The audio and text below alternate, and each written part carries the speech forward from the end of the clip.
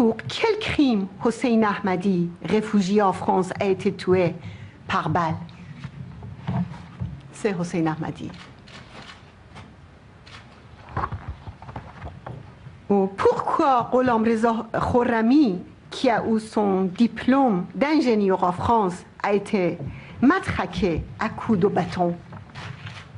Il est dans un état alarmant, comme 22 autres blessés graves qui ont un besoin urgent de soins.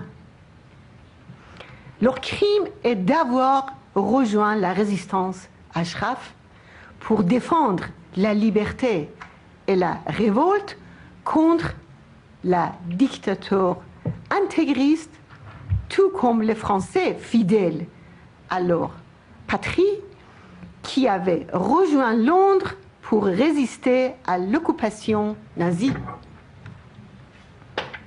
Votre initiative pour la protection des résidents d'Ashraf arrive vraiment à temps.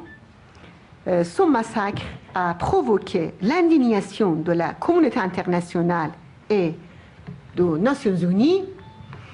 Actuellement, à l'initiative du Parlement européen, une démarche a commencé pour trouver une solution durable pour Ashraf. Mais avant toute solution, il faut que les Nations Unies garantissent la protection de ces 3400 personnes sans armes. Il faut que les blessés soient rapidement soignés.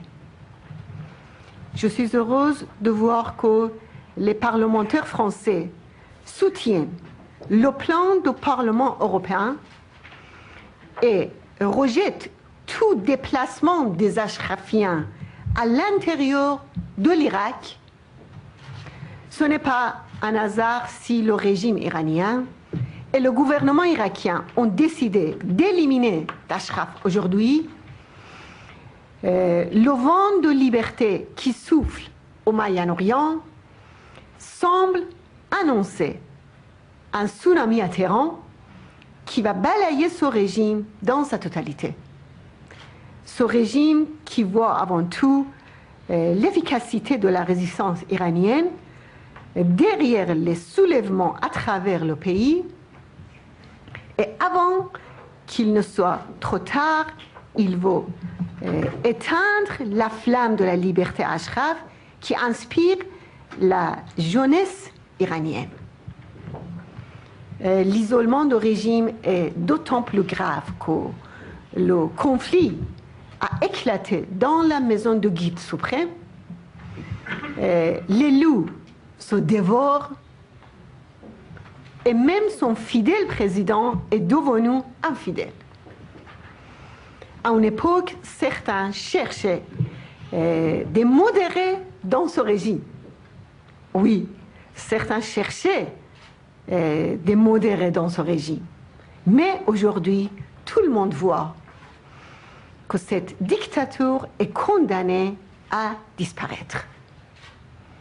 La politique fondée sur la complaisance avec le régime a échoué et la seule option est un changement de régime en Iran.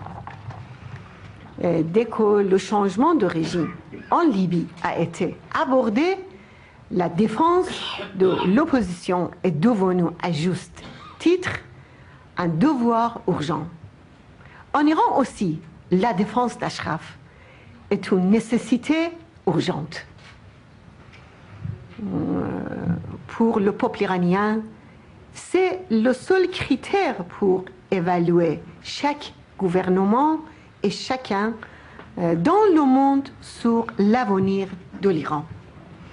Oui, la politique la plus efficace contre les mollahs est la défense d'Ashraf et de la résistance dont vous êtes l'avant-garde.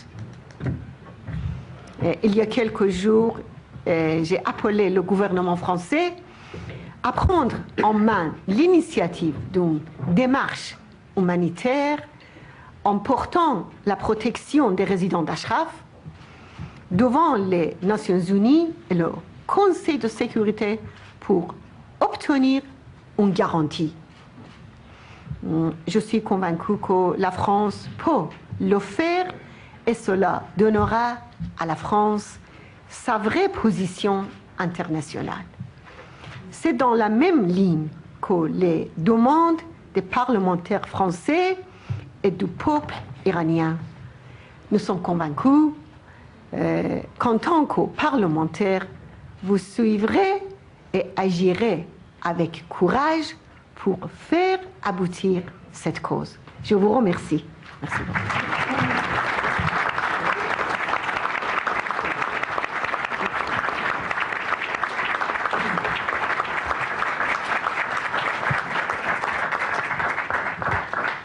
Dans cette démarche, nous relevons l'initiative du Parlement européen et soutenons le plan qui a été proposé sous la présidence de l'eurodéputé Struan Stevenson. Dernier point, je crois que la radiation de l'OMPI de la liste terroriste de l'Union européenne en 2009 démontre que les parlementaires français qui ont osé s'engager s'appuient sur les valeurs de la République en faveur du droit, des libertés, et ont ainsi modestement participé à ces avancées importantes. Merci pour votre présence et je donne la parole à Madame Rajavi pour le mot de la fin. Merci, Monsieur le Président. Je voudrais remercier les parlementaires, les avocats, toutes les personnalités politiques et les défenseurs des droits de l'homme. Après beaucoup d'années de persévérance et les efforts et les activités des membres et des sympathisants de cette résistance, et aussi avec votre aide et votre solidarité, la résistance a pu franchir des étapes très importantes. Des étapes comme radiation le nom de l'OMPI sur la liste noire de l'Union européenne, radiation de nom de l'OMPI de la liste noire de l'Angleterre, et aussi non-lieu en France, et aussi, par exemple, dans le cas de la libération de 36 résidents d'Ashraf pris en otage il y a 2 ans, vous vous souvenez. Par conséquent, avec votre aide, nous pouvons viser des objectifs plus grands.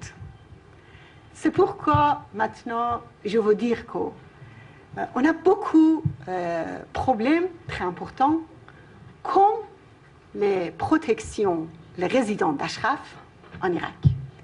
Je suis sûre qu'on va réussir ensemble si on travaille très fort. Par exemple, je pense que par l'Union européenne et aussi par le gouvernement français. C'est pourquoi il y a quelques jours que j'ai appelé le gouvernement français à prendre en main l'initiative d'une démarche humanitaire en portant la protection des résidents d'Ashraf devant les Nations Unies et le Conseil de sécurité pour obtenir une garantie. Mais je dois dire que le problème Ashraf n'est pas seulement une catastrophe humanitaire.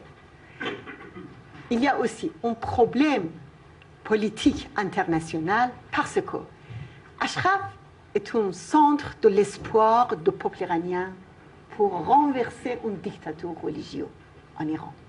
Vous savez que le régime des mollahs, une dictature religieuse qui existe en Iran, est une menace pas seulement pour le peuple iranien, est une menace aussi pour le monde entier, pour la paix et la sécurité dans le monde entier.